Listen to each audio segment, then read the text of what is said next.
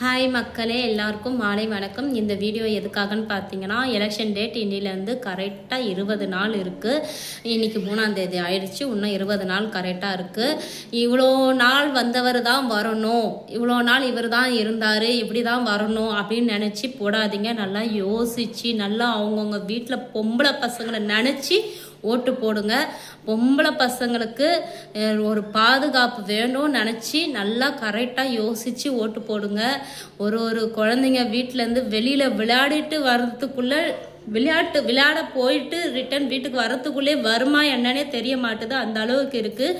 இப்போல்லாம் 5-6 மணி ஆனாலே வீட்டை விட்டு வெளியே நகரத்துக்கே பயமாக இருக்குது. நானும் தான் வேலைக்கு போயிருக்கேன். அப்போல்லாம் 7 மணி 8 மணி 9 மணி 10 மணி ஆனால் கூட சும்மா பாப்பானுங்களை தவிர பசங்களாம் யாரும் எந்த கிண்டலும் எதுவுமே பண்ணதில்லை. ஆனால் இப்போல்லாம் பட்ட பகல்லே பயமாக இருக்குது குழந்தைங்களை வெளியே அனுப்புறதுக்கு.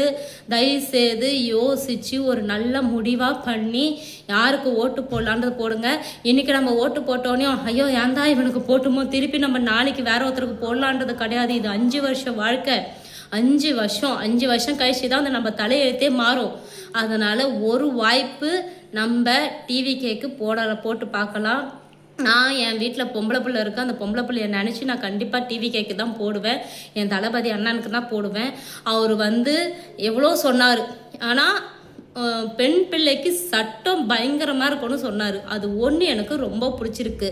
இப்போது 2.5 வயசு குழந்தைய நாசம் பண்ணாங்க. அவனுங்களை தூக்கிட்டு போய் உள்ளே வச்சாங்கன்னா மினிமம் ஒரு வருஷம் 2 வருஷம் அதுக்கப்புறம் அவனுங்க ரிட்டன் வெளியில் வந்துடுவானுங்க. போன குழந்தை நம்ம குழந்தை ரிட்டன் வராது. நம்ம குழந்தை போயிடுச்சு தான். அதுக்கப்புறம் அவனை கொலை பண்ணியோ அவனை குத்தி போட்டோ அவனை அடிச்சியோ நம்மளுக்கு ஒன்றும் ஆக போகிறதில்ல. அதனால எல்லாரும் மனசில் ப்ளீஸ் நான் உங்களை கெஞ்சி கேட்குறேன். இந்த வாட்டி நம்ம அண்ணனை வர வைக்கலாம். விஜய் அண்ணா வந்தாருன்னா கண்டிப்பாக எதனா நல்லதுன்னு நடக்கும் தான் எனக்கு தோணுது.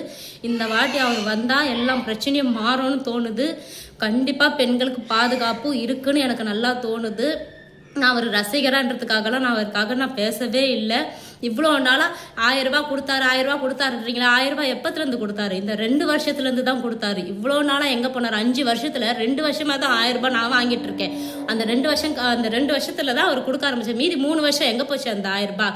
இலவச பஸ் விட்டாருன்னு சொல்கிறீங்க. நிறைய பஸ் இருக்குது, பின்னாடி வா அதான் இலவசமாக எவ்வளோ பஸ் இருக்குது, பின்னாடி வா அப்படின்ட்டு அந்த ஸ்டாப்பிங்கில் பஸ்ஸே நிற்கிறதில்ல, போயிட்டே தான் இருக்குது அந்த பஸ்ஸு. கேட்டால் ஃப்ரீயாக வரன்றனால கேவலம் இலவசம்னு சொல்லி அந்த இலவசத்தை கேவலமாக தான் ஆக்குறாங்க. எல்லாமே யோசித்து செய்யுங்க சரியா? அவர் எல்லாமே இப்போ இந்த 5000 ரூபா போட்டது கூட அவர் எலெக்ஷனில் வரத்துக்காக தான் அவர் செஞ்சுருக்காரு. அவர் பணத்தை உடனே தூக்கி